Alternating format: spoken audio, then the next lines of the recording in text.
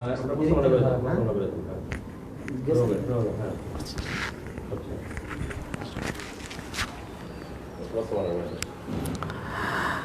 আলাইকুম রহমতুল্লাহ। আমরা আসলে প্রায় ঘণ্টাখানিক ধরে শুনছি শেখ ডক্টর শামসুল হক সিদ্দিক হাফিজাহুল্লাহ ওয়া রাআহ। তিনি বিশ্ববিদ্যালয়ের শিক্ষক, একই সঙ্গে তিনি দূতাবাসে উচ্চপদস্থ একজন কর্মকর্তা, দাঈ, আরবি, ইংরেজি, বাংলা ৩ ভাষার স্বনামখ্যাত একজন লেখক, চিন্তাশীল, আধুনিক এবং বিশ্বকে ধারণ করেন এবং বিশ্ব কিভাবে ইসলামের পথে আসে এবং সমকালীন বিশ্ব ইসলাম কিভাবে পৃথিবীর কাছে প্রেজেন্ট হবে এবং কোন ভাষায় কিভাবে ইসলামকে প্রেজেন্ট করলে মানুষ সহজে ইসলামকে বুঝতে পারবে, ধারণ করতে পারবে, মূলত এই বিষয় নিয়ে তিনি কথা বলেন এবং তার এটাই অগ্রাধিকার এবং পছন্দের বিষয়। আমরা তার কাছে শুনছিলাম কি লিখব না।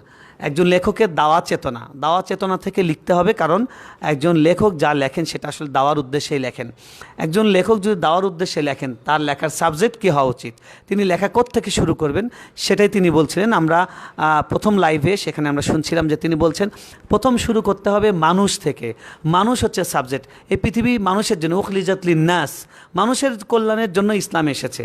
তো মানুষের মধ্যে প্রথম আগে শুরু করতে হবে নিজেকে। কু আনফুসাকুম ওয়া আহলিকুম নারা, আগে নিজেকে বাঁচাতে হবে, আগে নিজের কল্যাণটা সাধন করতে হবে। এবং আমরা খুবই চমৎকারভাবে শুনছিলাম যে তিনি কয়েকটি পয়েন্ট বলেছেন। প্রথমে নিজের কথা বলতে হবে, তারপরে নিজের পরিবেশ, নিজের পরিবার, তাদের কথা বলতে হবে, তারপরে সমগ্র মানবতার কথা, আমাদের যে কমন জায়গাগুলো আছে, কমন যে সমস্যাগুলো আছে, কমন যে সুবিধাগুলো আছে, এই কথাগুলো বলা, এগুলো লেখা, এটাই হচ্ছে দাওয়া এবং এটা আমাদের সাবজেক্ট হওয়া উচিত। আমরা সে বিষয়ে কথা শুনছিলাম। আমরা আরও তার কথা শেষ হয়নি, আমরা একটু মাঝখানে বিরতি নিয়েছি, চা পানের বিরতি। এখন আমরা আবার তার এই কথার আলোচনায় আমরা চলে যাচ্ছি।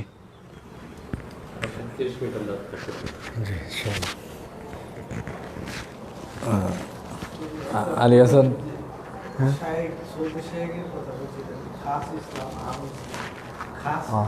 আচ্ছা, আলী হাসান তো ভাইকে অনেক ধন্যবাদ।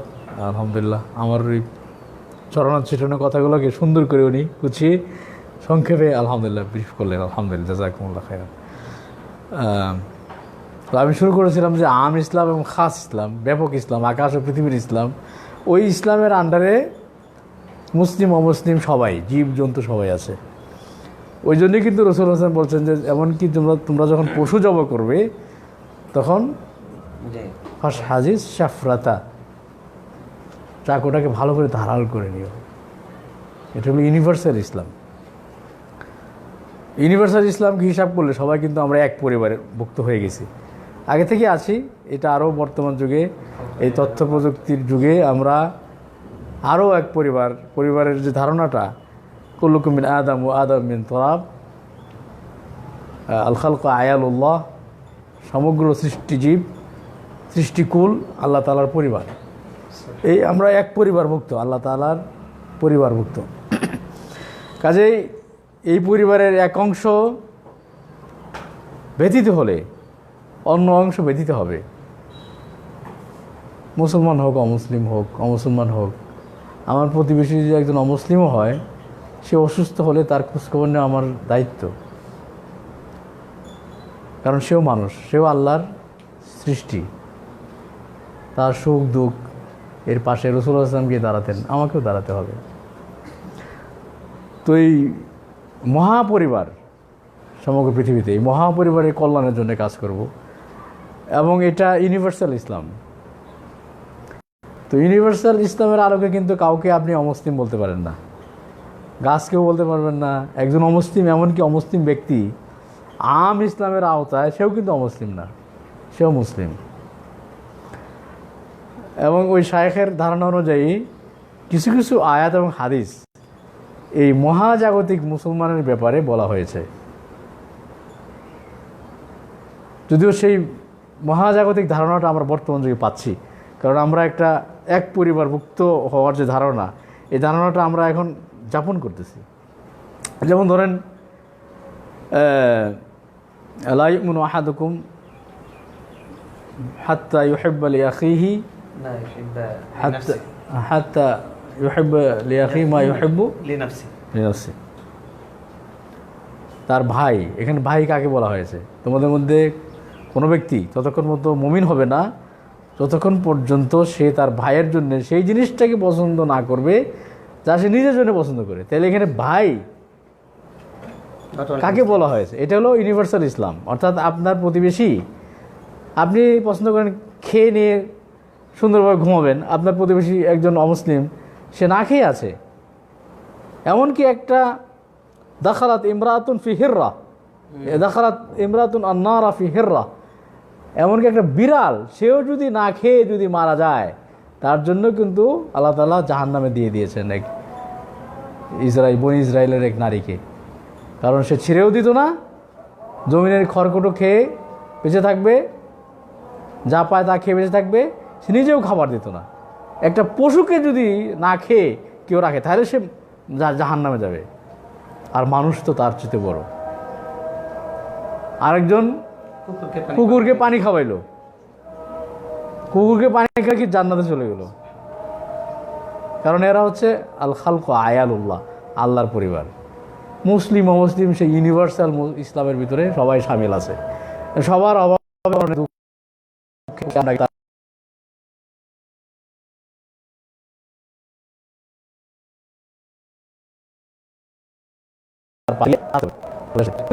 শত্রু, তাকে ঘৃণা করতে হবে, তাহলে কি পাশে কি দাঁড়াতে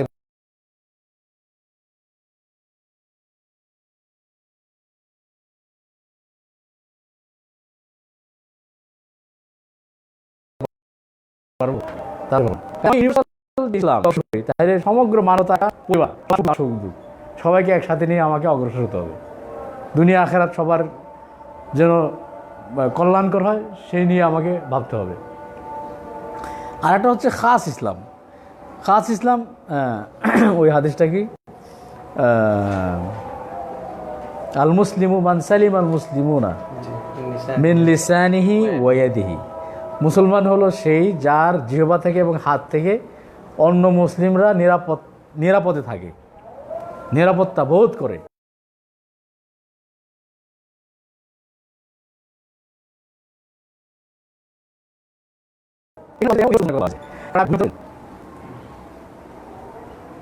তাই না? যদি আইন বহির্ভূত কোনো কাজ করে তাহলে পুলিশকে খবর দিতে হবে, কিন্তু আপনি তাকে ঘুষি মেরে ফালাই দিবেন, এটা হবে? তাহলে একজন অমুসলিমকে কি অযথা কষ্ট দেওয়া যাবে? কষ্ট দেওয়া যাবে না। তার মানে কি, এখানে মুসলমানের কথা যে বলা হয়েছে আল মুসলিমু মান সালিম আল মুসলিমুনা আল মুসলিমুনা আলামিয়ান, ইউনিভার্সাল যে ইসলাম আছে ওই ইসলামের আলোকে সবাই যেহেতু মুসলমান, কাজেই আমার থেকে কোনো জীবজন্তু কষ্ট পাবে না অযথা, একটা কুকুরও আমার কাছ থেকে কষ্ট পাবে না, মানুষ তো দূরে থাক, আর মানুষ সে যেই হোক না কেন, আমার জিহ্বা দিয়েও সে কোনো কষ্ট পাবে না, আমার হাত দিয়েও সে কোনো কষ্ট পাবে না। বুঝে আসছে? এই জন্য বলে কি যে সাহিত্যিকদেরকে ইউনিভার্সাল হইতে হয়। মাহবুব ভাই আছেন, আমি তো বিক্ষণে ওই ছোটোকালে বিক্ষণে আসতাম, তো বলতো যে তোমাদেরকে আরও ইউনিভার্সাল হইতে হবে, মানে আরও মহাবৈশ্বিক হইতে হবে।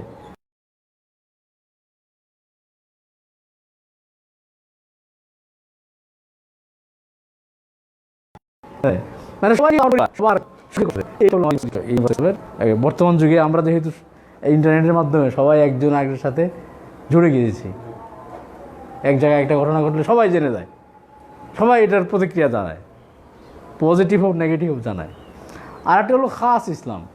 খাস ইসলাম হচ্ছে যারা নাকি ইসলামের যে মৌলিক আকিদাগুলো সেগুলোকে মানে, যারা নাকি মৌলিক বিধানগুলো চর্চা করে, এটা হলো খাস ইসলাম। এই খাস ইসলামের অনেক বিধিবিধান আছে, সেগুলোকে আমরা বাস্তবায়ন করব, সেগুলোকে আমরা চর্চা করব।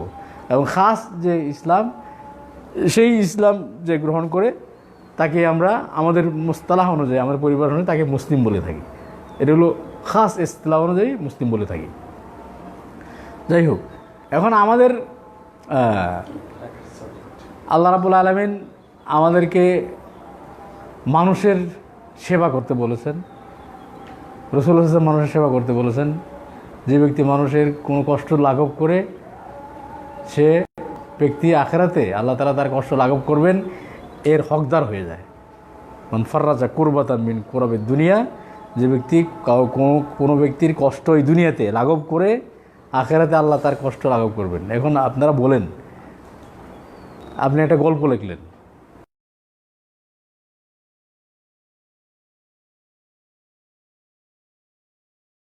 ভালো একটা গল্প লিখলেন, আপনি গল্প লেখা যায় আছে এটার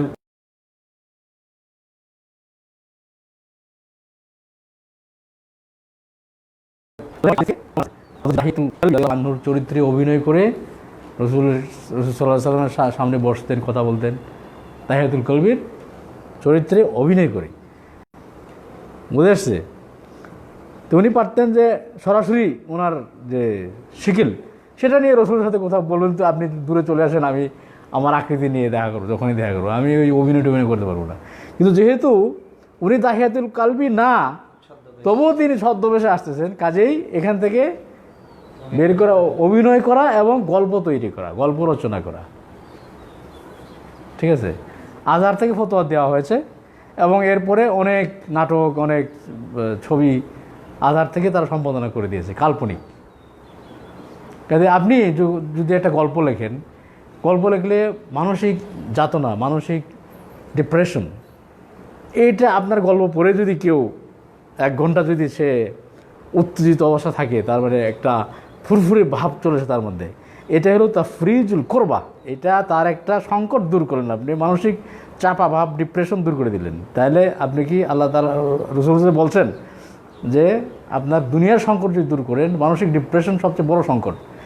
আপনার উপন্যাস পড়ে, আপনার গল্প পড়ে যদি একজন এই ডিপ্রেশন থেকে বের হয়ে যায়, তাহলে অবশ্যই আপনি রসুলের এই বয়ান মোতাবেক, হাদিস মোতাবেক সাল্লাল্লাহু আলাইহি সাল্লাম আপনি পুরস্কৃত হবেন।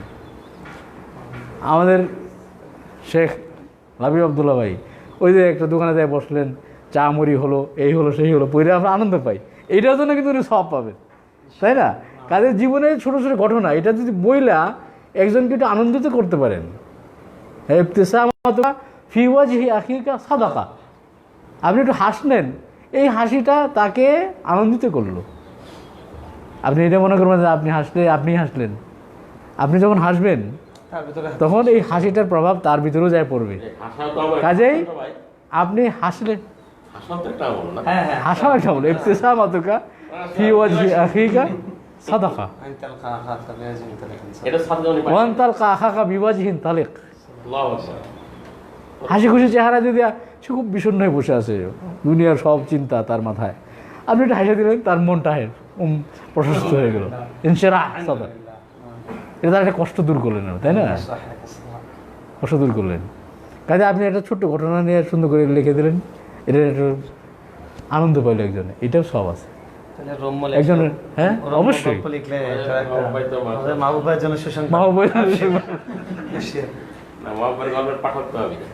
আলহামদুলিল্লাহ। আর একটা কথা মনে রাখবেন, সেটা হলো যে আল্লাহ তাআলা যা কিছু বলছেন কোরআনের মধ্যে, কার জন্য বলছেন? মানুষের জন্য বলছেন। রাসূলুল্লাহ সাল্লাল্লাহু আলাইহি ওয়াসাল্লাম যা কিছু হাদিসের মধ্যে যা কিছু বলছেন, কার জন্য বলছেন?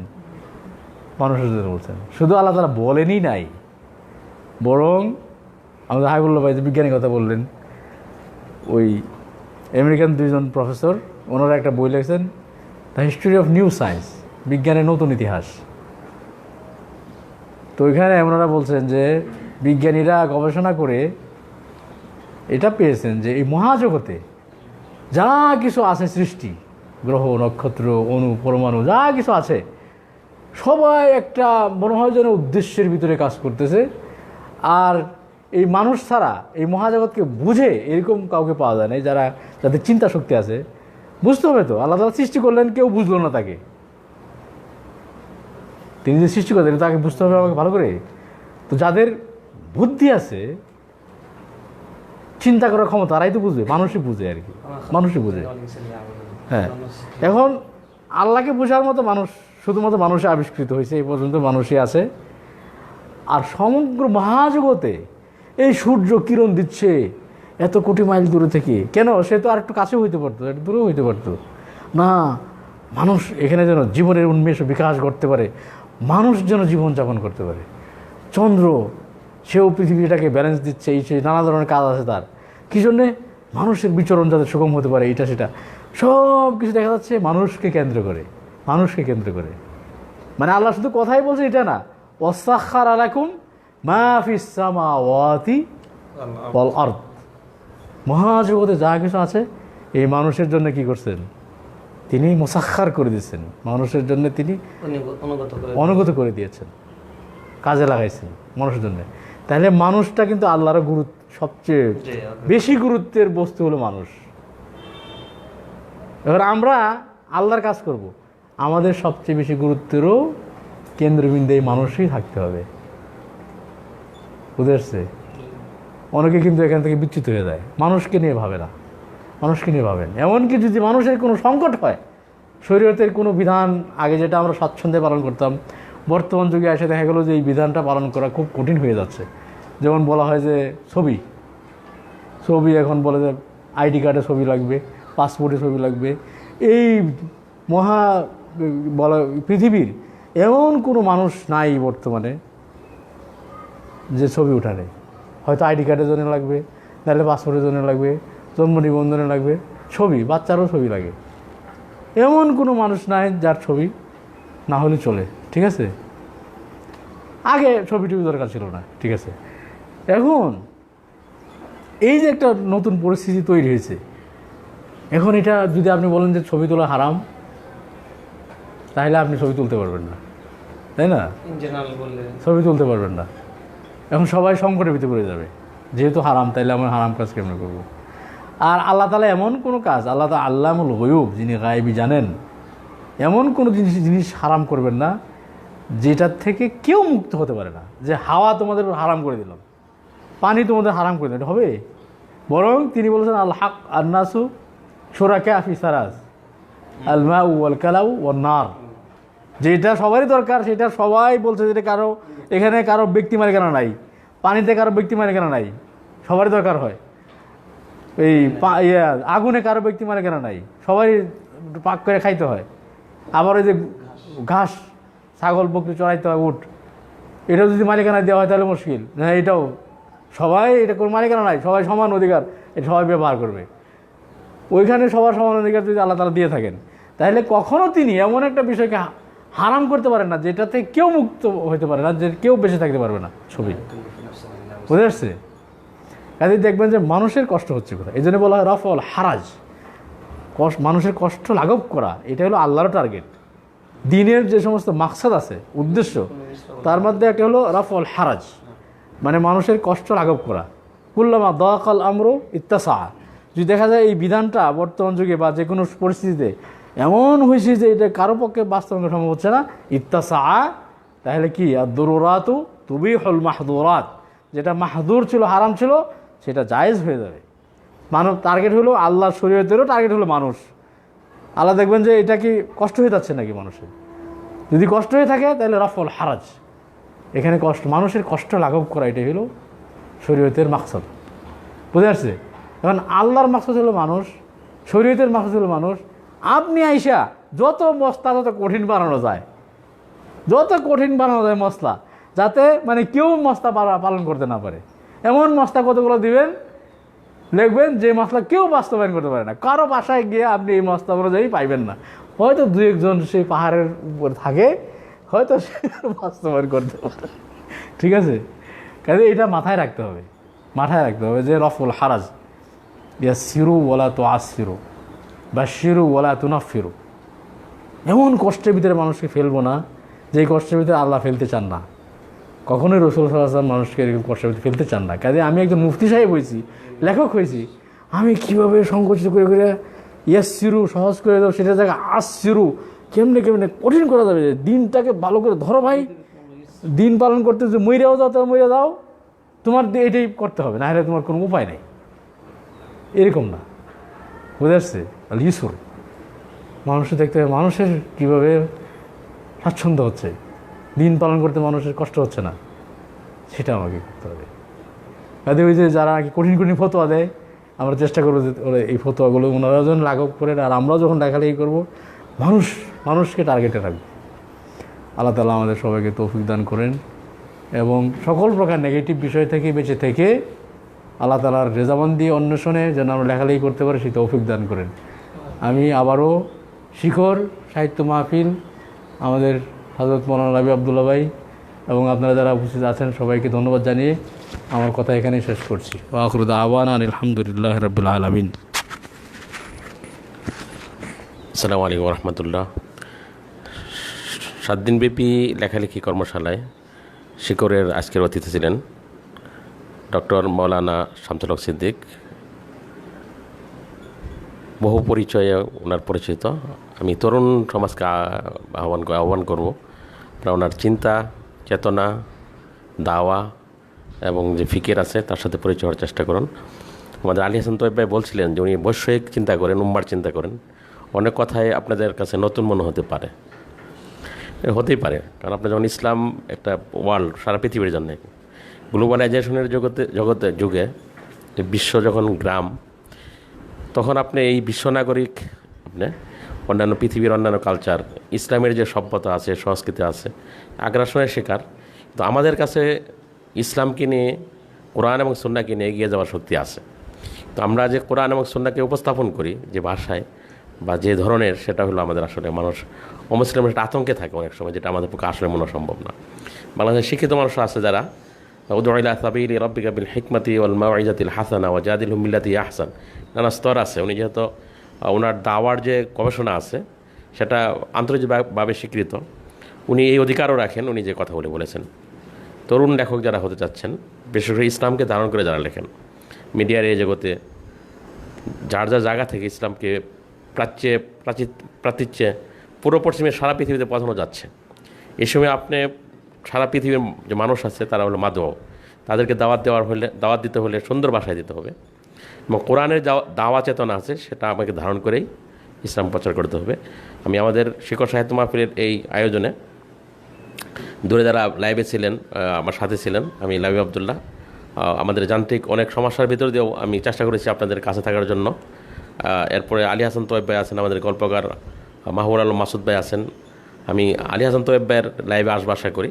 এ পর্বে আমি আশা করব যারা এখানে অংশগ্রহণ করেছিলেন সরাসরি, আপনারা 3 জন অনুভূতি পেশ করবেন আর 3 জন প্রশ্ন করবেন, এরপর আমরা জামাতে নামাজ পড়বো ইনশাআল্লাহ। প্রথম প্রশ্ন করার জন্য আপনারা যদি কোনো প্রশ্ন থাকে এই বিষয়ে, আমি এক প্রশ্ন দিয়ে শুরু করি। সে আসলে আপনি যে বললেন, পাঠক মনে করতে পারে বা যারা অংশগ্রহণকারী, যারা ইসলামের যে অন্য একটা চেতনা আছে, সংগ্রাম, বিশেষ করে নির্যাতিত মুসলিম যারা আছে, তাদের জন্য আমরা আসলে কী করব? কারণ আপনি যে ইসলামের কথা বললেন বা লেখনীর কথা বললেন, সেটাতে আসলে মানে নির্যাতিত মুসলিম যেখানে আছে তাদের জন্য আসলে একজন লেখক কী করতে পারে? অনেক সুন্দর একটা প্রশ্ন। আসলে নির্যাতিত মুসলমানদের জন্য আমরা যেটা করতে পারি সেটা হলো, আর্নল্ড টোয়েনবি একজন বড় ইতিহাসবিদ ছিলেন, তিনি বলেছেন যে মুসলমানরা যতক্ষণ পর্যন্ত সায়েন্টিফিকলি এবং টেকনোলজিক্যালি আর ইকোনমিকলি, বিজ্ঞানগতভাবে, প্রযুক্তিগতভাবে, অর্থনৈতিকভাবে উন্নত না হবে, ততক্ষণ পর্যন্ত তাদের ধর্মের যে প্রচার প্রসার এটা নতুন করে শুরু হবে না, এবং তারা যে সমস্ত নির্যাতনের শিকার হচ্ছে সেটাও বন্ধ হবে না। কারণ আমরা আলিয়াদুল অলিয়া হইতে হবে, পৃথিবীকে আমরা যেন দিতে পারি, দাতা গোষ্ঠী আবার পরিণত হতে পারি, সেই লেভেলে আমাদেরকে যেতে হবে। সেই লেভেলে গেলে দেখে আর আমাদেরকে নির্যাতন করতে কেউ সাহস পাবে না, যেটাকে আল কোরআনে আল কওয়াতুল মুরহেবা বলা হয়েছে। অর্থাৎ আমেরিকার কাছে বেশি অস্ত্র আছে এরকম না, আমেরিকার কাছে পৃথিবীর সবচেয়ে প্রথম অর্থনৈতিক শক্তি হলো আমেরিকার কাছে, টেকনোলজি আমেরিকার কাছে। এরা অন্য অন্য সকল ক্ষেত্রে এত শক্তিশালী যে আমেরিকাকে কেউ কিছু বলবে সবাই ভয় পায়, কারণ তারা আধুনিক জীবন পরিচালনার ক্ষেত্রে যেসব বিষয়কে সবাই কনসিডার করে যে এই সব জিনিস হইলে বিশাল এক ক্ষমতাধর দেশ হওয়া যায়, সেগুলো আমেরিকার কাছে আছে। আর্নল্ড টোয়েনবি বলেছেন কি, যে অস্ত্র এটা হলো সামান্য একটা দিক, ওয়ান ফাসিট অফ ইউরোপিয়ান সিভিলাইজেশন, ইউরোপের যে সভ্যতা সেটা একটা দিক মাত্র। সেই দিকটাকে সাপোর্ট দেওয়ার জন্য বিজ্ঞান আছে, টেকনোলজি আছে, অর্থনীতি আছে, এই সবগুলো মিলে এটাকে সাপোর্ট দেয়। এখন যদি আপনার কাছে বিজ্ঞান না থাকে, অর্থনীতি না থাকে, টেকনোলজি না থাকে, অস্ত্র কিনে নিয়ে আসবেন, তাই না? অস্ত্র কিনে আর আপনি কয়টা ব্যবহার করবেন? বুঝে আসছে? অথবা আপনি অস্ত্র বানানো শিখলেন, কিন্তু আপনার অর্থনীতি নাই, বিজ্ঞান নাই, আপনি ভঙ্গুর, আপনার সিস্টেম নাই, আপনি কিছু করতে পারবেন না। কাজে আমাদেরকে আগে ডেভেলপড জাতি হিসাবে নিজেদেরকে প্রতিষ্ঠিত করতে হবে, উন্নত জাতি। বর্তমান যুগে যাদেরকে উন্নত বলা হয়, সভ্যতায়, টেকনোলজি, বিজ্ঞানে, অর্থনীতিতে, যে আমাদের এত বিলিয়ন, হ্যাঁ, আমাদের জিডিপি বা এত এত হাজার ডলার, আমাদের এই $10,000 $20,000 জিডিপি, এটা সেটা, আমাদের রিজার্ভ হলো এত বিলিয়ন ডলার, আমাদের বাজেট হচ্ছে এত বিলিয়ন ডলার। দেখেন ওই সময় ওই অবস্থায় যায়, দেখেন কেউ কিছু বলতে, চায়নাকে কি আমেরিকা কিছু বলতে পারে? অনেক আগায় গেছে। ইন্ডিয়াকেও তো বলতে পারবে না, অনেক শক্তিশালী হয়েছে। তো আমাদেরকে শক্তি অর্জন করতে হবে। কিসের শক্তি? বিজ্ঞানের শক্তি অর্জন করতে হবে, টেকনোলজির শক্তি, প্রযুক্তির শক্তি অর্জন করতে হবে। এই স্যাটেলাইট তো আমরা পাঠাইছি, এটা কি আমাদের নিজস্ব ইঞ্জিনিয়াররা বানাইছে? নিজস্ব ইঞ্জিনিয়াররা বানায় নাই তো। এটা ফরাসি ইঞ্জিনিয়ারদেরকে চুক্তি দেওয়া হয়েছে, তারপরে আবার কোন দিকে যাবে, রাশিয়ার সাথে চুক্তি করা হয়েছে। আমাদের ইঞ্জিনিয়াররা যদি বানাইতো স্যাটেলাইট, কৃত্রিম উপগ্রহ, এবং আমাদের ইঞ্জিনিয়াররা সেটাকে উৎক্ষেপণ করতো, আমাদের উৎক্ষেপণ স্থল থেকে সেটাকে তাহলে না বলতে আমরা উন্নত আছি। বুঝে আসছে? তো আমাদেরকে সেই অবস্থায় না যায়, যতই কান্নাকাটি করি, যতই লেখালেখি করি, এটা অরণ্য রোদন হবে। এটাকে আরবিতে বলে সয় হাতুন ফি ওয়াদিন। ওই মরুভূমির ভিতরে ওয়াদি থাকে, নিচু এলাকা থাকে, পানি যায় এটাতে বৃষ্টি আসলে, ওইখানে চিল্লাপাল্লা করে কেউ শুনবে না। এটাকে সয় হাতুন ফি ওয়াদিন বলা হয়। তো আমরা যতই চিল্লাবো, এই যে বার্মিজদের বিরুদ্ধে, কত রোহিঙ্গাদের ভাইদের বিরুদ্ধে কত লেখালেখি, কত বক্তৃতা, যত টাইপের বক্তৃতা হইতে পারে আর যত লেখালেখি হইতে পারে সবই করেছি, কিন্তু কি হইল? নাথিং। কাজে যেটা করলে লাভ হবে, আমাদের সেই ময়দানে দিয়ে অগ্রসর হতে হবে। যদিও 20 বছর পরে, 10 বছর, 50 বছর পরে হোক, অসুবিধা নাই, কিন্তু শুরুটা করতে হবে এখন আমাদের। একটা প্রশ্ন হতে পারে, 3টা প্রশ্ন হবে। সবার উপরে মানুষ সত্য, তাহার উপরে নেই, ধর্মীয় নিষেধাজ্ঞা আছে? এটা মানে ধরেন কবিরা যা বলে, সবার উপরে মানুষ সত্য, তাহার উপরে নাই, কবিরা যাহা বলে, কবিদের কথা ম্যাক্সিমাম কথা হয় রূপক, ফিগারেটিভ, মাজাজি অর্থে, মানে মানুষকে গুরুত্ব দিতে গিয়ে এটা বলা হয়েছে যে আমরা যখন কাজ করব, মানুষের জন্য কাজ করব। এটার অর্থ এটা না যে মানুষের উপরে আর কেউ নাই, মানে আল্লাহ নাই, এটা মিন করে নাই। বুঝে আসছে? মানে আমি যেটা বলছি, মানুষের সাথে আমরা লেনদেন করি, মানুষের সুখ দুঃখ, মানুষকে দেখা, এমনকি শরীয়ত নাজিল হয়েছে মানুষের জন্যে, রাসূলুল্লাহ সাল্লাল্লাহু আলাইহি ওয়াসাল্লাম মানুষের জন্য যত কিছু বলেছেন, মানুষের কল্যাণের জন্য বলেছেন। কাজে মানুষ হলো আমাদের মানবিক কার্যক্রমের কেন্দ্রবিন্দু। কি? মানুষ। আর আমাদের ইবাদত বন্দেগী তো আল্লাহর জন্যে, ঠিক আছে? ওইটা কবিদের যে কথা, যে খোদার আসন আরশ ছেদিয়া উঠিয়াছি আমি, মানে আরশ ছেদ দিয়া ওপরে উঠিয়াছি। তো উপরে উঠে কি? চির বিস্ময় আমি কার? বিশ্ববিধাত্রীর। ওখানে আবার আল্লাহর কথা বলতেছেন, তাই না? কাজে আরশটাও রূপক, মাজাজি, উপরে ওঠাটাও মাজাজি, কবিদের ম্যাক্সিমাম কথাই মাজাজি। এই মাজাজিভাবেই ফিগারেটিভভাবে আমাদেরকে নিতে হবে। একটা প্রশ্ন আসতে পারে, আমাদের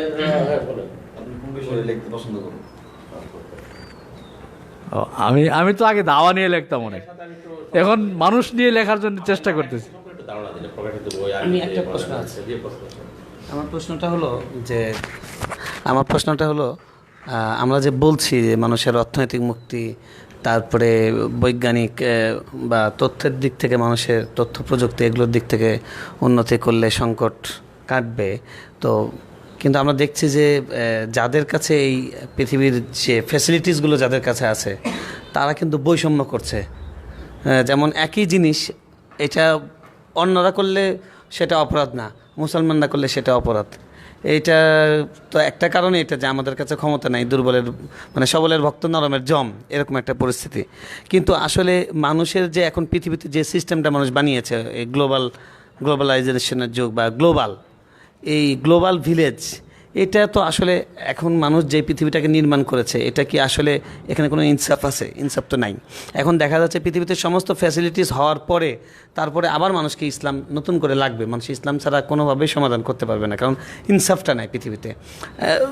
পশ্চিমা বিশ্বেও দেখা যায় তাদের মধ্যেও অনেক হতাশাগ্রস্ত মানুষ আছে, এবং তাদের জাগতিক বৈষয়িক কোনো সমস্যা নেই, কিন্তু তাদের অন্তরের যে সমস্যা, তাদের মানসিক প্রশান্তির ব্যাপার, ওই জায়গায় প্রচুর ঘাটতি আছে, ওই জায়গায় ধর্মের প্রয়োজনটা রয়ে গেছে। তা আপনি কি মনে করেন যে পৃথিবীর যে উন্নতি, এই উন্নতির পরে ইসলামের প্রয়োজনটা পৃথিবীর কতটুকু আছে, এবং সেটা তাদেরকে বোঝানো দরকার আমাদের, সেটা কিভাবে আমরা বোঝাতে পারি? ইসলামের প্রয়োজন তো আছে, এটা হচ্ছে দাওয়ার মূল সাবজেক্ট, ইসলাম প্রচার করা। ইসলামের প্রয়োজনীয়তা এটা মানে কিয়ামত পর্যন্ত থাকবে, এবং মানুষ যতক্ষণ পর্যন্ত সহি এবং বিশুদ্ধ ইসলামী চেতনা এবং বিশ্বাস এটা ধারণ না করবে, ততক্ষণ পর্যন্ত তার যে জীবনটাকে অর্থবহ করে তোলার যে একটা বিষয় আছে, সেটা সে পারবে না। এই ক্ষেত্রে দরকার আছে আল্লাহ তাআলার যে বিশ্বাস, আল্লাহ তাআলার অস্তিত্বের প্রতি বিশ্বাস, এবং আল্লাহ তাআলার সিফাত যেগুলো আল্লাহ তাআলা বয়ান করেছেন পবিত্র কোরআনে, রাসূল সাল্লাল্লাহু আলাইহি ওয়াসাল্লাম বলেছেন, গুণাবলী, গুণ মাধুরী, এইগুলোর প্রতি বিশ্বাস, এবং মৌলিক যে ইসলামী আকীদাগুলো, বিশ্বাসগুলো, এইগুলোর প্রতি বিশ্বাস। এই পুরা যে সিস্টেমটা আছে আমাদের বিশ্বাসের সিস্টেম, এবং এর থেকে যে সমস্ত কার্যবালী উদ্ভূত হয়, এই সবগুলা এটা মানুষের জীবনটাকে অর্থবহ করে তোলে। এখন একজন ধরেন বর্তমান বিশ্বে বলা হয় নেদারল্যান্ড না সুইডেন, নেদারল্যান্ড সবচেয়ে সুখী দেশ, ওই দেশের মানুষ, কিন্তু ওই দেশের মানুষ আত্মহত্যা করে প্রচুর, আত্মহত্যা করে প্রচুর। হ্যাঁ, অনুমোদিত, কারণ এটা তাদের অধিকার হিসেবে দেখা হয়। যাই হোক, কিন্তু এমনি তাদের যে বস্তুগত জীবন, ম্যাটেরিয়াল লাইফ, বস্তুগত জীবন, এটা বৈষয়িক জীবন, এটা তাদের খুবই স্বাচ্ছন্দ্যময়, মানে তাদের কোনো অভাব নাই, সামাজিক নিরাপত্তা আছে, আদল ইনসাফ সবগুলোই আছে। মানে কেউ কারো জুলুমের শিকার হচ্ছে না। আমি বৃদ্ধ হয়ে গেলাম, আমি অসুস্থ হলাম, চিকিৎসা পাচ্ছি, বৃদ্ধ হয়ে গেলাম, আমাকে যত্ন করার জন্য কেন্দ্র আছে, খুব সুন্দরভাবে যত্ন নেবে। কাজেই কারো বৈশ্বিক কোনো অভাব অনটন কিছুই নাই, বুঝতে পারছে? এখন বৈশ্বিক অনটন যদি না থাকে, তাহলে এটার একটা মানসিক একটা দিকও থাকে। বৈশ্বিকভাবে যে স্বাচ্ছন্দ্য, সে মানসিকভাবে সাধারণত স্বাচ্ছন্দ্য বোধ করে, কিন্তু জীবনের যদি কোনো অর্থ তার কাছে না থাকে, তাহলে তার দীর্ঘজীবী হওয়া এবং তার মানে সর্বোচ্চ তৃপ্তি এটা অর্জন করা তার জন্য সম্ভব হয় না। এবং জীবনকে অর্থবহ করে তোলার জন্য ইসলামের প্রয়োজন, জীবনের মিনিং অফ লাইফ, এটার জন্য ইসলামের প্রয়োজন। এই ক্ষেত্রে আমরা বড় একটা কাজ করতে পারি, যে মানুষের যতই সে বৈশ্বিকভাবে সে উন্নত হোক না কেন, স্বাচ্ছন্দ্যে জীবনযাপন করুক না কেন, সে পুলকিত হোক, এবং সে যখন একটু ডিপে যাবে, গভীরভাবে চিন্তা করবে, তখন যখন সে জীবনে কোনো অর্থ খুঁজে পাবে না, তখন তার মূল কিন্তু টেনশন শুরু হয়। এবং বলা হয় যে যাদের জীবনের কোনো অর্থ নাই, তারা দীর্ঘজীবী হয় না। আপনাকে একটা বড় একটা অর্থ আপনাকে নিজের মনের মধ্যে ধারণ করতে হবে জীবনটাকে অর্থবহ করার জন্যে। তো এটা হলো একটা। আরেকটা হচ্ছে যে ইনসাফ, যে বিষয়টা, ইনসাফের বিষয়টা, এটা আমরা মুসলিম দেশ যেগুলো আছে, এগুলোর চাইতে পাশ্চাত্য বিশ্ব আমাদের কাছ থেকে আইডিয়া নিয়ে তারা এটাকে 100% বাস্তবায়ন করার জন্য মানবিক লেভেলে চেষ্টা করেছে, এবং তারা সেটা করে যাচ্ছে তাদের বলয়ে। যেমন ইউরোপিয়ান কান্ট্রির যে 26টা 27টা মনে হয় ইউরোপিয়ান ইউনিয়ন অন্তর্ভুক্ত, ইউরোপিয়ান দেশ সমিতি আছে একটা, ইউরোপিয়ান ইউনিয়ন বলে, ওদের কোনো সীমানা নাই, এক দেশে মানুষ আরেক দেশে যাচ্ছে, থাকতেছে, একই মুদ্রা, সব কিছু একই, এবং খুবই স্বাচ্ছন্দ্যময় জীবন এবং ইনসাফ, এমন ইনসাফ মানে ধরেন অন্যায় অনাচার এগুলোকে ট্যাকেল দেওয়ার জন্যে দুর্নীতি এত কঠিনভাবে নিয়ন্ত্রিত, কারো কোনো ছাড় নাই, এই জন্যে তারা কিন্তু আরামে আছে মোটামুটি। আমি এক ইউরোপিয়ান দেশে গিয়েছিলাম, তো এটা আমি বলছি কয়েকবার বিভিন্ন উপলক্ষে, আমি ভুলে মানে টিকিট কেটে, ট্রেনের টিকিট কেটে, কী বলে কমিউটার ট্রেন, ওই যেটা দেয়া মানুষজন চাকরিতে যায়, তা আমি আমার হোটেল থেকে তুরস্ক এম্বাসিতে গিয়েছি একটা কাজে, ওখান থেকে আবার হোটেলে ফিরে আসবো, তো গেলাম প্রাইভেট কারে, অনেক টাকা নিল, $20 নিল। তো ওখান থেকে এই পর্যন্ত আসতে মাত্র $2 লাগে ট্রেনে আসতে। তো আসার সময় আমি ড্রাইভারকে বললাম যে আসলে আমি তো নতুন আসছি, বেশি টাকা পয়সা নাই, তুমি আমাকে ওখানে তো দেখছি ট্রেন স্টেশন আছে আমার হোটেলের কাছে, এখানে কোথায় একটা ট্রেন স্টেশনে আমাকে ড্রপ করে দাও, আমি ট্রেন দিয়ে চলে যাবো। পরে সে ড্রপ করে দিয়েছে। পরে ওখানে পাশেই একটা দোকানে টিকিট পাওয়া যায়, ওই ট্রেনের টিকিট পাওয়া যায়, টিকিট কিনলাম, কিনে উঠলাম। এখন ওই ওঠার সময় ওই টিকিটটা ওখানে ছোঁয়াইতে হবে, একটা জায়গা আছে ওখানে স্পর্শ করতে, পাঞ্চ করতে হয় আর কি, তাহলে টিকিটটা সে নিয়ে নেয়, ডিজিটালি টিকিটটাকে নিয়ে নেবে এবং আমার এই টিকিটটা ভ্যালিড হবে আর কি, এছাড়া ভ্যালিড হবে না। তা আমি তো আর জানি না, আমি তো বসে গেছি। কতক্ষণ পরে পুলিশ আসছে, আদালত চলে আসছে, কে জানি বলছে যে এই লোকটা ওখানে পাঞ্চ করে নেই, 10-12টা পুলিশ আসছে। শো মি ইউর টিকিট, দেখাইছি, বলছে তুমি তো ওখানে করো নাই। আমি তো জানি না, কে নাও এটা হবে না, জানি না এটা বলা যাবে না, আইন জানি না এটা বলা যাবে না, আইন কাউকে ক্ষমা করবে না, জানি না, কোনো মূর্খ ব্যক্তি অজ্ঞ ব্যক্তিকে আইন কখনো ক্ষমা করে না। আমি পাসপোর্ট দেখালাম, তো আমি আজকে সকালে আসি, এই দেখো এন্ট্রি এয়ারপোর্ট, তোমাদের এয়ারপোর্টে এন্ট্রি, আমি একেবারে নিউ এখানে, আমি তোমাদের রাষ্ট্রীয় মেহমান হিসেবে আসছি, এই দাওয়াতনামা দেখাইলাম, যে দাওয়াতনামা দেখো, তোমার $70 জরিমানা হয়েছে, দিবা না হলে তোমাকে জেলে নিয়ে দেবো। কিছুতেই ছাড়া পাইলাম না, $70 দিয়া তারপরে এরকম নিয়ম, ওইসব দেশে এরকম নিয়ম। ওই সিরিয়া থেকে, জার্মানিতে অনেক শরণার্থী গেছে সিরিয়া থেকে, তো ওদের অনেক সাক্ষাৎকার শুনলাম যে তোমার এসেল মুশকিলা আন্দাক ফি আলমানিয়া, জার্মানিতে তোমার কি সমস্যা, বলে ওয়াল্লাহি নিজাম কওয়ি ও কাসি জিদ্দান, ইত্তিবা নিজাম মুশকিলা, মানে ওই নিয়মগুলো মানা, সব কিছু নিয়ম অনুযায়ী একটু এদিক সেদিক হতে পারবে না, এই নিয়মটা মানা আমার জন্য কষ্টকর ভাই, এই জার্মানি লাগবো না, আমাদের সিরিয়াতেই ভালো। তো ওরা যেটা করছে সব কিছু নিয়মের ভিতরে নিয়ে আসছে, একটু চুল পরিমাণে দেশে নাই, এবং আইনের শাসন, এটাই হলো ইনসাফ। ওই হাকাম তো বাইনান্নাস আন তাহকুমু বিল আদল, সব কিছু একটা আইনের ভিতরে নিয়ে আসেন, এবং কেউ আইন ফাঁকি দিতে পারবে না, আইন কেউ ফাঁকি দিতে পারবে না, যেই হোক না কেন, এমনকি সরকার প্রধান, সেও যদি ট্রেনের টিকিট ছাড়া যে যায়, জেলে নিয়ে যাবে সাথে, বুঝে আসছে। আপনি লেখালেই নেই, আমার জানা আপনি লেখালেই, আমরা 5-7 মিনিট আছে, জি আপনি লেখালেই। আমি এখন চেষ্টা করতেছি কিছু লেখালেখির জন্যে, মানে ইসলামের কি বলে আর একটু ব্যাপক পরিসরে ইসলামকে নিয়ে লেখার চেষ্টা করতেছি আর কি। আগে তো লিখেছি, আরবিতে লিখছি, দাওয়া নিয়ে লিখছি, নানা বিষয়ে লিখছি, এখন একটু ব্যাপক ইসলামকে নিয়ে লেখার জন্যে চেষ্টা করি, ইসলামের চিন্তা নিয়ে লেখার চেষ্টা করতেছি,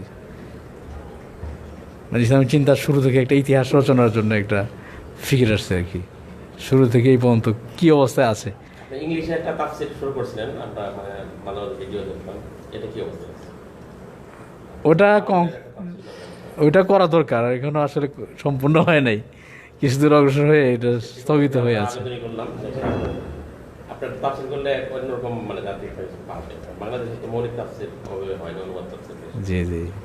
আচ্ছা, আপনারা তো প্রশ্নের আরেকটা সুযোগ পাবেন, একটা প্রশ্ন করতে পারেন। আমাদের এখানে মোশাররফ আছে কৃষি ভার্সিটি, ওয়াইদ ওসমান না আসছেন, ঢাকা থেকে আসছেন, বাড়ি নেত্রকোনা, ওখানে কেন্দ্র সাহিত্য মাহফিলের তারা আছে।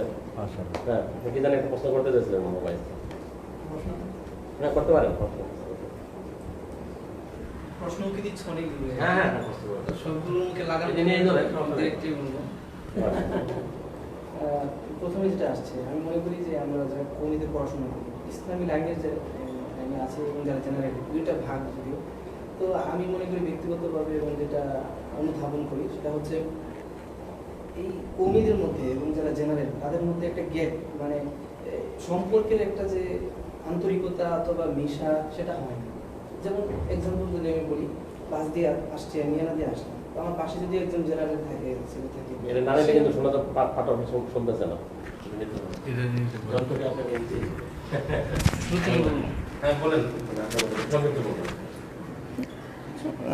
যেটা বলবো প্রথমেই সেটা হচ্ছে আমরা জেনারেল একটা ধারা এবং ইসলামী ধারা, এবং যদি আমি আরেকটু আমভাবে খাসভাবে বলি, সেটা হচ্ছে যে আমরা যারা কমিতে পড়াশোনা করি, তো তো আমাদের মধ্যে এবং যারা জেনারেল তাদের মধ্যে একটা মেশার ক্ষেত্রে এবং পরস্পরের চিন্তা বিনিময়, যেমন আমরা তাদেরকে ইসলামের পথে ডাকবো, ওনাদের সাথে কথা বলবো, কিন্তু এটা কেমন জানি একটা দূরত্ব হয় না।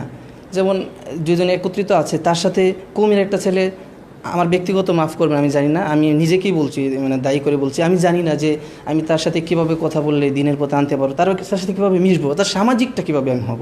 মনে করি এই দিকটা আমি নিজেকেই বলছি, কারণ অন্যকে এটা মনে হয় আমার মধ্যে এটা কমতি, যে একজন জেনারেলের সাথে কীভাবে মিশতে হবে, কীভাবে দাওয়াত দিতে হবে, অথবা জেনারেল যারা তারাও মনে হয় আমাদের সাথে মিশতে ওই রকম স্বাচ্ছন্দ্য বোধ করে না। হুজুরা জানি কেমন, একটু গোড়া টাইপের কিনা, অথবা কেমন জানি কথা বললে কি হয়, একটা গ্যাপ। যেমন আমার কয়েকটা ফ্রেন্ড স্কুলে পড়েছি, অথবা তারা এখন বিশাল চাকরি করে, কে বলছেন তো আমি ইফতা পড়েছি এই বছর, যে দোস্ত কেমন আছিস, তুই করে বলছে। তারপরে তুমি তো মুফতি সাহেব, এখন তুই করে বললাম কি হয় না হয়। তো আমি বললাম দেখেন, আমি মুফতি সাহেব ঠিক আছি, বাকি আপনি আমার যে তুমি যে আমার বন্ধু ছোটোকালে, সেই বন্ধুত্বের একটা জায়গা, আর মুফতি সাহেব আরেক জায়গা, দুটো একসাথে করলে হবে না, দুটো ভিন্ন জায়গা। কিন্তু তো আমার মনে হয় এই যে একটা গ্যাপ অথবা একটা দূরত্ব, সেটা কীভাবে দূর হতে পারে, অথবা এটা আমার ধারণার ঠিক কিনা আমি জানি না, সেটা আমার চিন্তা ভাবনাটা আমি পেশ করলাম আর কি, শুধুমাত্র। হ্যাঁ, প্রশ্ন এটাই যে কীভাবে হ্যাঁ দূর হবে। আর দ্বিতীয়ত হচ্ছে যে যারা সাহিত্য চর্চা করি, তাদের মধ্যে মনে হয় ইলমি কিতাবাদির একটা যোগ্যতা, অথবা কিতাব নিয়ে ঘাটাঘাটি করা, এটা আমার যাদের সাথে করি এটা মনে হয় একটু আমাদের মধ্যে কমতি আছে, যে কিতাবী যোগ্যতার সাথে সাথে সাহিত্য চর্চা করা, এটা মনে হয় একটু কমতি আছে। সেটা আসলে কীভাবে দূর হতে পারে?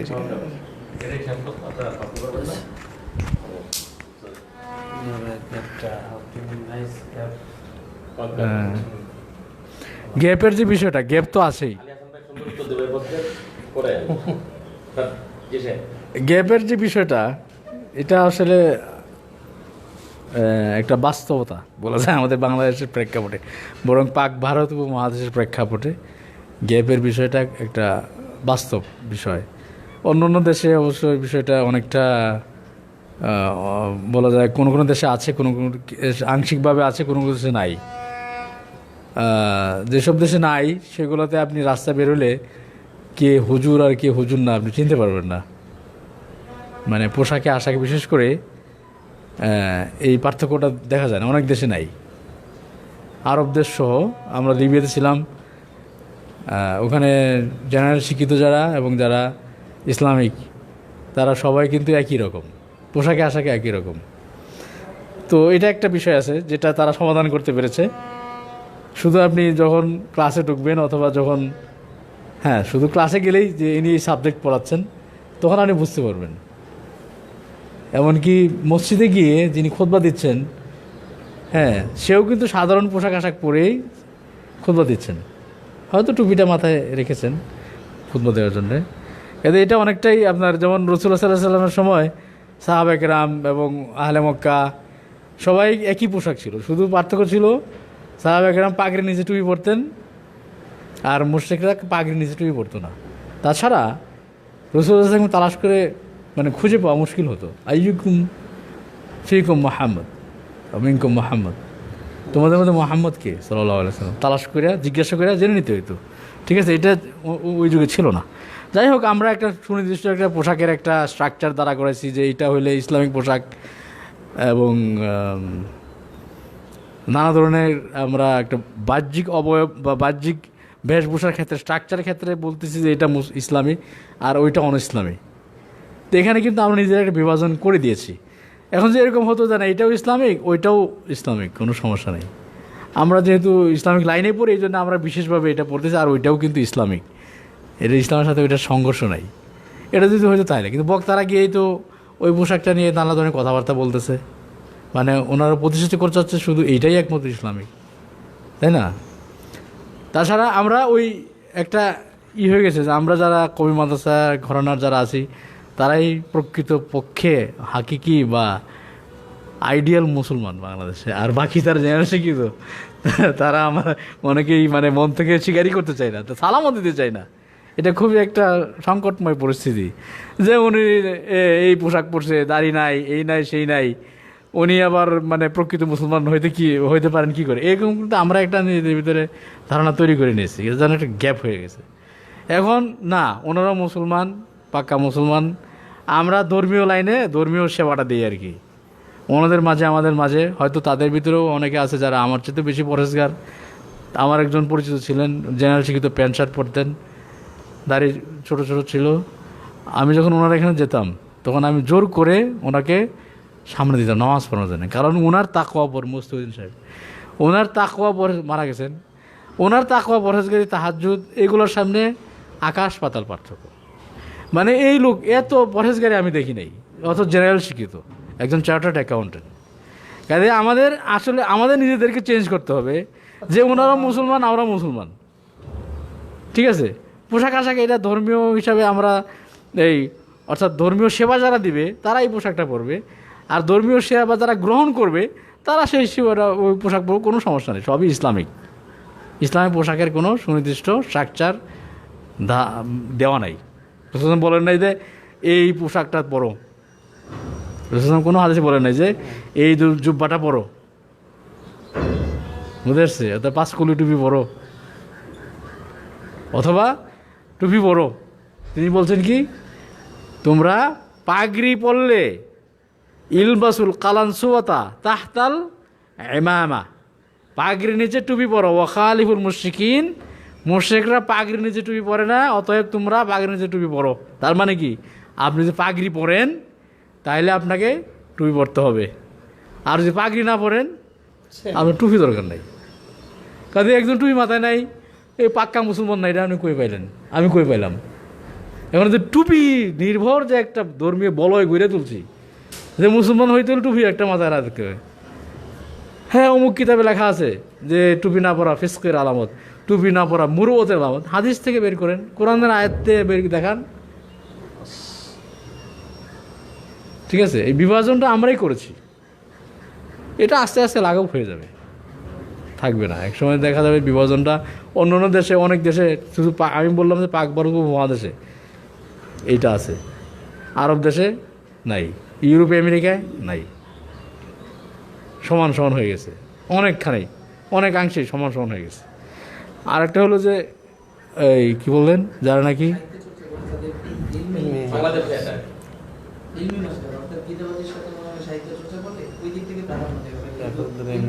খারাপ, লেখকরা এলমি চর্চা করে, এলমি মাক্কাম তাদের খুব দুর্বল। লেখকদের মানে লেখক যারা, তারা এলমি চর্চাটা, এলিম আমরা বাংলাদেশে যেটাকে বলি যে তাহকিকি এলেম, মানে এলেমের ভিতরে অবুর হাসিল করা, গভীর জ্ঞান, মুহাক্কিক আলেম হওয়া, এই চেতনাটা থাকে না। তারা শুধু লেখালেখি, সাহিত্য নিয়ে ব্যস্ত থাকে। তো এটা আসলে উচিত না। আমাদের যারা লেখক হতে চাই তাদেরকে আগে আরবি ভাষাটা ভালো করে শিখতে হবে, তারপরে ইসলামী শরিয়ার কাওয়ায়েদ, মাকাসেদ, উসুল, এই জিনিসগুলো আগে ভালো করে আমাকে রপ্ত করতে হবে। নাহলে আমি কথা বলবো কী সম্পর্কে কথা বলবো? আমি তো ইসলাম সম্পর্কে কথা বলবো। আর ইসলাম কাকে বলে, ইসলাম কি নির্দেশ দেয়, এটা যদি ভালো করে না বুঝি, আমি কোরআন সুন্নাহ থেকে, ফিকহ থেকে সেটাকে ভালো করে উদ্ধার করে নিয়ে আসতে না পারি, তাহলে আমি বলবোটা কি? তো এটা আসলে আমাদের এই গ্যাপটা করা দরকার, মেক আপ করা দরকার। এবং আমি সবাইকে আহ্বান করব যে যারা নাকি লেখালেখি করতে চান তারা আগে ইসলামী শরিয়াতে অবুর হাসিল করেন, ইসলামী শরিয়া এলেমে নিজেকে সিদ্ধ করেন, তারপর পাশাপাশি সাহিত্য চর্চা করেন। কিন্তু এমনি ইসলামী এলেমটাকে রেখে শুধু সাহিত্য চর্চা করা, এটার পক্ষে আমি না। শুক্রিয়া, আমরা শেষ পর্যায়ে আসছি। সর্বশেষ একজনের অনুভূতির মাধ্যমে আমরা শেষে দিয়ে যাবো। তো আছে অনুভূতি প্রকাশ করার জন্য এই ক্লাস থেকে কি পেলেন বা দ্বিমত ধরেন তো, মানে ভুল পাই নাই যে আমি 1 মিনিটে শেষ করে দিচ্ছি। সেটা হলো, আমি যতদিন ক্লাস করি বা ওনার কাছে আমি আমার পরিচিত, সেটা হলো নতুন চিন্তা পাওয়া যায় আর কি। এই চিন্তাগুলি আসলে বাংলাদেশের চিন্তার চর্চার ক্ষেত্রে যেটা, এটা আমি বীজ মনে করি, মানে পরে মহিরূপে হবে আসলে। আবার আপনারা যারা আসেন মনে করেন না যে তাহলে টুপি খুলে করতে হবে, উনি কিন্তু ওনার কথা বলে বুঝতে হবে। উনি এই যে টুপি নির্ভর যে কথাটা বলছেন আর কি, আমরা টুপি পরি, এগুলি আমরা আমাদের পরবো অবশ্যই, কিন্তু টুপি একজন না পড়লে সে মুসলমান না, আমরা এটা না মনে করি আর কি। ব্রিটিশের যে বিভাজন নীতি, এটা আমরাও কিছু আক্রান্ত শিকার। তো আমি আশা করি যারা এই শেখের কথা শুনলেন যে দাওয়া, একজন লেখকের মানে কী লিখবে, আমরা চমৎকার আসলে একজন লেখক কী লিখবেন, নতুনত্ব আসছে এখানে চিন্তার। আমি আশা করি আপনারা উপকৃত হয়েছেন। একজনের অনুভূতির মাধ্যমে শেষ হবো, এরপরে আমরা পরবর্তী ধাপে আলী হাসান তৈবের কাছে আসবো। তো আপনারা কেউ আসেন, অনুভূতি প্রকাশ করবেন এই ক্লাসের? কী পেলেন? তখন কিছুই পেলেন না? এই ক্লাস থেকে কী পেলেন? নাই কেউ নাকি? অসুবিধা নাই। আলহামদুলিল্লাহ, আসলে শাহেখের প্রত্যেকটি আলোচনায় ময়মনসিংহে আসলে আমি মনোযোগের সাথে শুনি, থাকার চেষ্টা করি এবং প্রত্যেকটি আলোচনা থেকেই নতুন কিছু শিখতে পারি।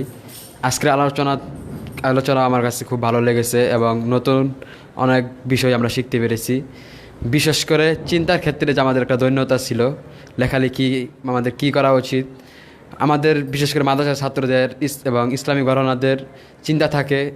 উস্তাদ যেটা বলেছেন যে হয়তো আলোচনার ভিতরে, লেখার ভিতরে কোরআনের আয়াত থাকতে হবে, অথবা হাদিস থাকতে হবে, অথবা ইলমে ফিকহের অথবা ইসলাম সংশ্লিষ্ট কোনো কিছু থাকতে হবে, তাহলে ইসলামী লেখা হবে সেটা, অথবা ইসলামী আলোচনা হবে। আর অন্যথায় ইসলামী লেখা অথবা ইসলামী আলোচনা হবে না। তো শায়েখ আমভাবে ইসলামের যে লেখা সেটার সংজ্ঞা দিয়েছেন এবং আলোচনা করেছেন, এবং বিশেষভাবে আমর বিল মারুফ এবং নাহি আনিল মুনকারের ক্ষেত্রে যে নিয়ম ব্যাকরণ সে বিষয়ে শায়েখ খুব সুন্দর আলোচনা করেছেন। আমাদের বাংলাদেশে যেটা দেখা যায় যে আমরা আমিনের মাসালা নিয়ে, রফউল ইয়াদাইন নিয়ে এবং এরকম ছোটো ছোটো মাসালা নিয়ে আমরা তর্কে লিপ্ত হয়ে যাই।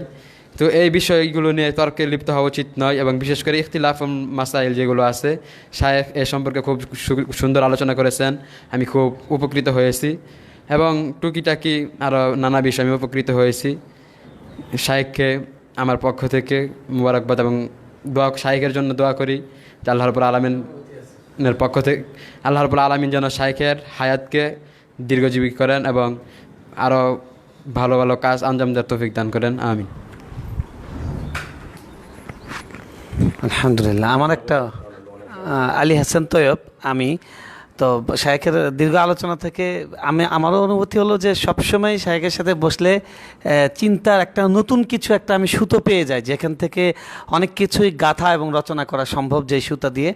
আজকে যেটা পেলাম, আমি একজন কোরআন এবং হাদিসের একজন ছাত্র হিসাবে সবসময় একটা জায়গায় আমার কাছে বাড়ি খেতাম, আমি রাসূল সাল্লাল্লাহু আলাইহি ওয়াসাল্লামকে পেলে আমি জিজ্ঞেস করতাম যে এটা আপনি কি বুঝাতে চেয়েছেন। কিন্তু আজকে শায়েখের কাছে একটা আমি সংজ্ঞা পেলাম, তাতে আমার মনে হচ্ছে আল্লাহ রাসূল সাল্লাল্লাহু আলাইহি ওয়াসাল্লামকে পুরাটা স্টাডি করি যদি, যেই উদারতা ওনার জীবনে পাই, প্রায় 20টার মতো হাদিস আছে যেখানে আখিহি আছে ভাই। আমার কাছে মনে হতো যে উনসুর আখা জালিমান আও মজলুমান, তোমার ভাইকে তুমি সাহায্য করো। এখানে কি তাহলে একটা অমুসলিম বিপদে পড়ছে, আমি কি তার দিকে এগিয়ে যাব না? আমি তো ইসলামের ইতিহাসে দেখছি রাসূল সাল্লাল্লাহু আলাইহি ওয়াসাল্লাম অমুসলিমের কষ্ট দেখেও তিনি কষ্ট পেয়েছেন। অমুসলিম কি একটা পোকা, একটা পাখি, একটা কুকুর, সেগুলো নিয়ে রাসূল সাল্লাল্লাহু আলাইহি ওয়াসাল্লামের কথা আছে। পশু, তাকে ধারালো অস্ত্র ভালো করে ধার দিয়ে নাও, সেটা কথা আছে। তো সেই মানুষটা আব্দুল্লাহ ইবনে ওমর রাদিয়াল্লাহু তাআলা একটা কথা আমি এক্ষেত্রে বলতে পারি যে উনি একবার বাসায় আসলেন, এসে দেখলেন যে তার গোলাম ছাগল জবাই করেছে, সেটা প্রস্তুত করা হয়ে গেছে, এখন রান্না হবে। তো উনি বললেন, তোমরা কি আমার এই প্রতিবেশী ইহুদি ভাইয়ের বাসায় পাঠিয়েছিলে? তো বলল, না, ইহুদি ভাইয়ের বাসায় তো পাঠাই নাই। তখন বললেন, আরে আমি রাসূল সাল্লাল্লাহু আলাইহি ওয়াসাল্লামকে বলতে শুনেছি যে জিবরিল আলাইহিস সালাম প্রতিবেশীর ব্যাপারে আমাকে এত বেশি তাগিদ দিতে লাগলেন যে আমি আশঙ্কা করলাম নাকি তাদেরকে ওয়ারিস বানিয়ে দেওয়া হয়। তাহলে এখান থেকে রাসূল সাল্লাল্লাহু আলাইহি ওয়াসাল্লামের অমুসলিম প্রতিবেশীর প্রতি যে সিম্প্যাথি এবং তাদের প্রতি যে সহমর্মিতা এবং সৌহার্দ্য দেখা যাচ্ছে, এবং অনেক ঘটনা আছে। তাহলে সেখানে আমরা শুধু ভাই ভাই ভাই এটা যদি শুধু মুসলিম অর্থেই ধরি, তাহলে অমুসলিমদের ক্ষেত্রে জিনিসটা অনুবাদ করার সময় আমার কাছে নিজের কাছে কেমন জানি লাগে যে ইসলামকে এত সংকীর্ণ করে ভাবে। কেবলই মুসলমানের লাগিয়ে আসেনি কেউ ইসলাম, সত্য যে চায় আল্লাহ মুসলিম তারই নাম। এই যে কবি নজরুল ইসলামের যে কথা, আজকে আমি শায়েখের এখানে পেলাম যে ইসলামের একটা লগাবি একটা অর্থাৎ শাব্দিক যে ইসলাম, সেটা একটা বৈষয়িক, সেটা সবার মধ্যে আছে যে আল্লাহর কাছে স্যারেন্ডার করা এবং মহাবিশ্বের মহাস্রষ্টাকে স্বীকার করা, এটা একটা সংজ্ঞা আছে। আর একটা আমাদের যে পারিভাষিক যে মুসলিম যে সংজ্ঞা, যে মুসলিমের জন্য মুসলমানের যে সমস্ত বিধিবিধান আছে সেটা। তো এই অর্থে যদি আমরা নেই, তাহলে রাসূল সাল্লাল্লাহু আলাইহি ওয়াসাল্লামের এই হাদিসগুলোর মধ্যে আমরা আরও ওয়াসাআত পেয়ে যাই এবং ইসলামের সৌন্দর্যটা আরও ব্যাপকভাবে ধরা পড়ে। আজকে আমি এই চিন্তার সূত্রটা পেলাম, ইনশাআল্লাহ।